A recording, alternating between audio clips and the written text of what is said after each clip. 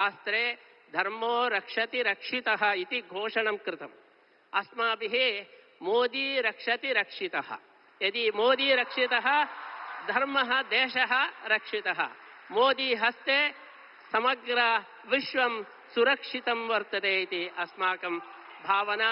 तादृश अनुग्रहः श्रीकृष्णस्य अनुग्रहः भवतु इति प्रार्थनां कृत्वा नरेंद्र मोदी महोदयस्य अस्मिन् दिवसे श्रीकृष्ण अनुग्रह रूपेण एकं प्रशस्तिं वयं ददामः। भारत भाग्यविधाता, भारत भाग्यविधाता। अस्माकं नरेंद्र महोदयः भारत भाग्यविधाता इति बिरुदु समर्पणेन विशेष श्रीकृष्णानुग्रहं वयं प्रार्थयामः। अस्मिन् सन्दर्भे उडुपी क्षेत्रस्यापि अभिवृद्धिः भवतु। यथा वाराणसी कॉरिडोर आसीत् एवं उडुपी कॉरिडोर अपि भवतु। श्रीकृष्णस्य क्षेत्रस्य अभिवृद्धिः भवतु इति वयम् आशास्महे।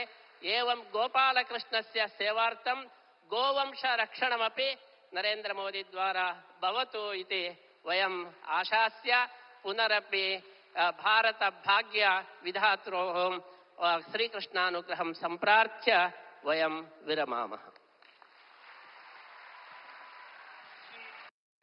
सुखदेव तीर्थ स्वामी जी के द्वारा अब सभी भारतवासियों एवं उडुपी के जनता की तरफ से प्रतिनिधि रूप में हम सभी के हृदयों में हृदय सम्राट हमारे परम प्रिय माननीय प्रधानमंत्री श्री नरेंद्र मोदी जी को सम्मान का कार्य प्रारंभ हो रहा है। आप सभी इस ऐतिहासिक समय के लिए उपस्थित हैं। सन्मान्य नरेंद्र मोदी जी ಅವರಿಗೆ ಪರಮ ಪೂಜ್ಯ ಶ್ರೀಪಾದಂಗಳವರು ಶ್ರೀಕೃಷ್ಣ ಮುಖ್ಯಪ್ರಾಣ ದೇವರ ಅನುಗ್ರಹ ರೂಪವಾದ ವಿಶಿಷ್ಟವಾದ ಬಿರುದು ಭಾರತ ಭಾಗ್ಯ ವಿಧಾತ ಎಂಬುವ ಬಿರುದಿನೊಂದಿಗೆ ಸನ್ಮಾನವನ್ನ ಮಾಡ್ತಾ ಇದ್ದಾರೆ।